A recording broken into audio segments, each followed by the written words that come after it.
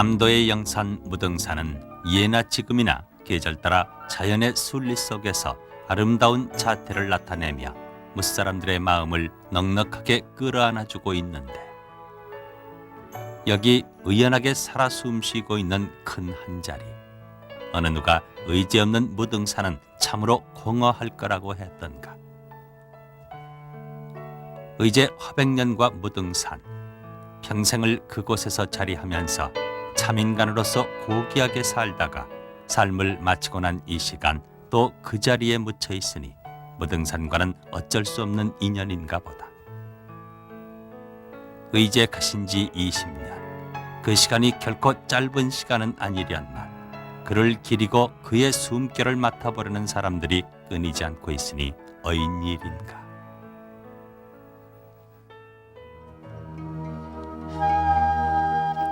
화백년 화백, 그는 한국 화단의 우뚝 솟은 존재로 높이 평가하고도 남을 만하다. 남정화의 정통을 잇는 작가로서 독특한 자기 세계를 구축하면서 삶을 다할 때까지 작품 활동에 전념했다. 그래서 이 시간에도 그의 작품 한 점 한 점은 그의 내면 세계를 내보이듯 고요하고 포근한 느낌과 함께 미적인 조화를 깊게 해주고 있다. 화백년, 그는 그림의 대가로만 머물렀는가? 그가 떠난 지 20년이 지난 지금 그에 대해 알고 있는 사람들의 마음속에 자리 잡고 있는 느낌은 어떤 것일까? 그는 단순한 화백으로서만이 아닌 이 사회를 위해 헌신한 애국 애족의 실천자요, 고매한 인격과 겸양을 두루 갖춘 존경스런 인물 등으로 기억되고 있는 게 사실이다. 국민고등학교를 도지사인가로 설립하셔가지고 학생들과 선생들, 의제 화백년의 인간 세계, 선생님은 그는 화가로서의 자기 위치를 조금 더 흐트러뜨리지 않은 채 예술의 세계와는 다소 거리가 있는 사회운동을 펼치는 데 이바지했다. 그리고 예술의 세계에 앞서서 민족의 장래를 걱정하며 결애가 잘 살아야 예술도 한층 빛을 발할 수 있다는 신념을 버리지 않았다. 자칫 잘못하면 예술인으로서의 순수성이 훼손될 수 있는 여지가 충분히 있는데도 그 누구도 그에게 그 같은 비난을 하지 않는다. 의제는 어려웠던 젊은 시절 생활의 방편으로 이곳저곳에서 화회, 이른바 전시회를 자주 가진 바 있다. 그러나 그 이후에는 뚜렷한 명분 없이는 한 번도 전시회를 가진 바 없다. 모두가 자신이 펼치고자 하는 이 사회와 공익을 위한 사업을 위해 필요한 기금 마련 때문에 때때로 전시회를 가졌을 따름이었다. 예술성과 사회성을 가장 가깝게 조화시키면서 자신의 정신세계를 행동으로 실천했던 화백년 화백. 이 지역의 정신적인 어른으로서 지금까지도 많은 사람들의 기억 속에 생생히 살아 움직이며 마음 한자리를 차지하고 있는 그는 과연 누구인가? 의제는 일본의 세력이 차츰 뿌리를 내리기 시작할 무렵인 고종 28년 1891년에 전남 진도에서 6남매 가운데 큰아들로 태어났다. 진도에 처음 정착한 이후 12대째 내려오는 선비 집안으로 개화기와 함께 기독교를 받아들여 이를 믿는 집안이었다. 8살 때 서당에서 당시 대학자이자 예조차미를 지내다 무고를 받고 귀양 온 정만조를 만난 의제는 글씨 공부와 함께 새로운 사상을 깨우치는 데 크게 도움을 받는다. 11살이 되던 해 그의 집안 방조벌인 조선조 남정화의 대가인 허소치의 아들 미산 허형으로부터 미술 수업을 시작한다. 그 후 14살이 될 때까지 그림 공부를 계속하다가 15살이 되던 해 보통학교에 입학한다.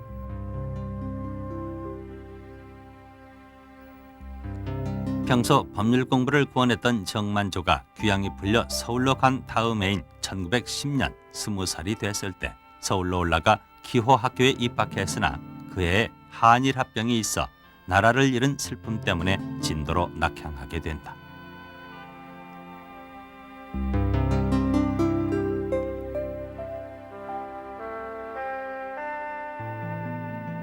의제는 고향 진도에서 한학을 더 깨우치고 집안일을 돌보고 있다가 21살에 일본 유학길에 오른다.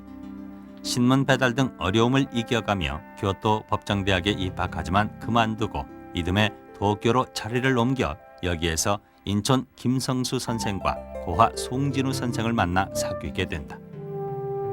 그곳에서 메이지대학 법문학부 청강생으로 입학했으나 곧 자퇴하고 만다.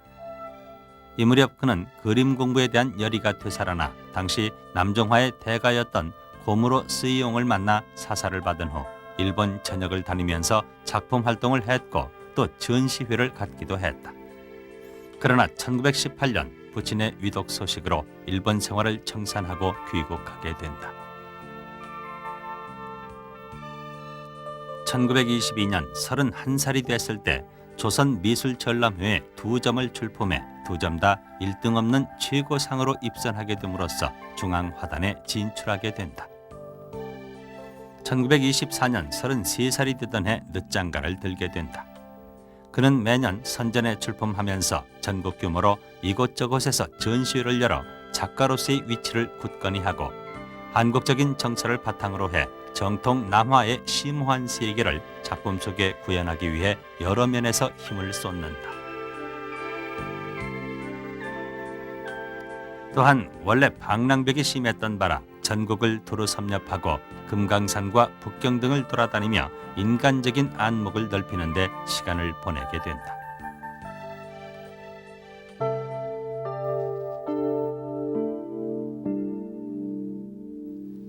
의제가 이 세상에 태어나 자라면서 참인간으로 틀을 형성하는데 그 힘의 원천은 무엇이었던가?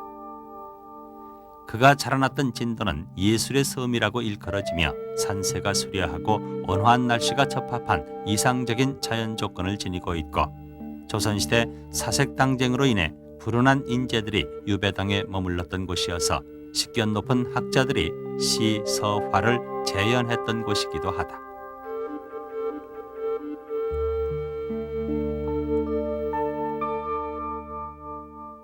또 그는 호남 화단의 뿌리라고 일컬을 수 있는 소치 가게에서 태어나 선천적으로 재질이 있는 데다 일찍부터 그림과 학문을 익힐 수 있는 분위기에서 자라났다.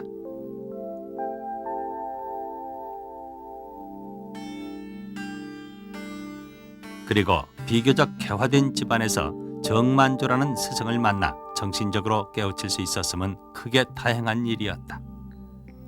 일본 유학 때 김성수, 송진우 선생과의 사귐은 여러 가지 면에서 큰 영향을 주었다 할 수 있고 또 일본 화단의 거목인 고무로 스이용과의 만남은 화가로서 자리를 잡는 데 많은 도움이 됐다. 27세에 귀국해 고국에서 지내면서 작가로서의 틀을 잡는 데 분방한 생활을 하게 됐고 화가로서의 위치를 확고히 하기도 했다.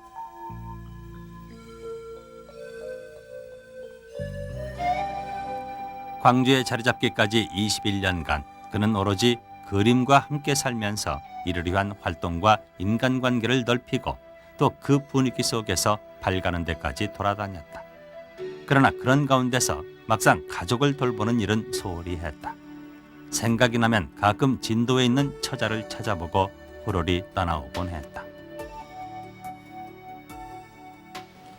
우리는 우리 아버지를 우리 개인의 아버지라기보다는 공중을 한 분이다 이런 생각을 가지고 자랐습니다. 항상 집안일에는 비교적 등한하셨고 그렇기 때문에 제 어머니를 비롯해서 가족들의 어려움이 상당히 많았습니다. 그럼에도 불구하고 아버님의 사적인 것을 초월한 이러한 사고방식이나 또는 생활 태도를 저희들이 이해를 했고 그것이 옳은 일이다 이렇게 생각하고 따랐습니다. 1938년 그가 47살이 되던 해 진도에 있던 가족들을 광주로 데리고 와 새롭게 자리를 잡는다. 이때가 큰아들 광득이 고등학교 5학년, 둘째 아들 진득이 5살, 결혼한 지 14년 만에 비로소 남편과 아버지로서의 위치를 찾게 된다. 오랜만에 광주로의 정착, 이것은 무엇보다도 부인과 자녀들의 기쁨이었고 또 의제 본인으로서도 안정된 마음속에서 새 뜻을 펼칠 수 있는 새로운 계기가 되기도 했다. 의제는 광주에 자리 잡으면서 작품 활동에도 더 한층 힘을 쏟게 된다.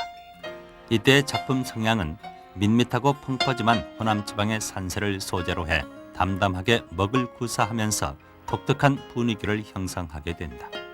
문기가 넘쳐 흐르고 화법을 엄격히 지켜 조금도 흐트러짐이 없는 작품을 만들어내면서 허백년 산수를 정립하는 계기로 삼게 된다.